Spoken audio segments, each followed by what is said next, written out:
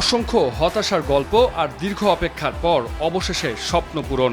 ২২ বছর পর আবারও ইংলিশ প্রিমিয়ার লিগের শিরোপা জিতেছে আর্সেনাল। মঙ্গলবার রাতে বোর্নমাউথের সঙ্গে ১-১ গোলে ড্র করে স্বপ্নভঙ্গ হয় সিটির। আর তাতে এক ম্যাচ হাতে রেখেই শিরোপা উল্লাসে মেতে ওঠে নর্থ লন্ডনের ক্লাবটি।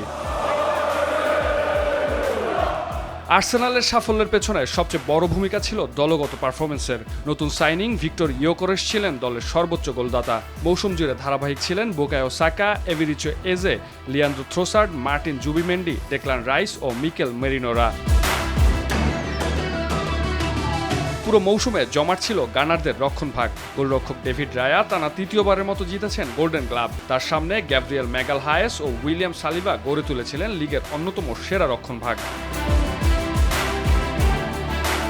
এছাড়াও ইতিহাস গড়েছেন আর্সেনাল কোচ মিকেল আর্তেতা। তিনিই প্রথম সাবেক প্রিমিয়ার লিগ ফুটবলার যিনি খেলোয়াড় ও কোচ দুই ভূমিকাতেই শিরোপা জয়ের কীর্তি গড়লেন। ২০১৯ সালের ডিসেম্বরে তিনি আর্সেনালের দায়িত্ব নেন। এর আগে ২০১১ থেকে ১৬ পর্যন্ত ক্লাবটির হয়ে খেলেছিলেন এই মিডফিল্ডার।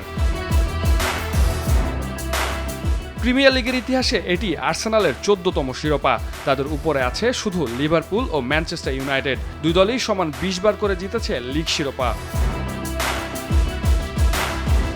২০০৪ সালের ইনভিনসিবল যুগের পর ৫টি এফএ কাপ ও ৬টি কমিউনিটি শিল্ড জিতলেও প্রিমিয়ার লিগ শিরোপা এতদিন অধরাই ছিল আর্সেনালের। বহু স্বপ্নভঙ্গের পর অবশেষে হলো অপেক্ষার অবসান। মুমসাদ দিনুরি, RTV।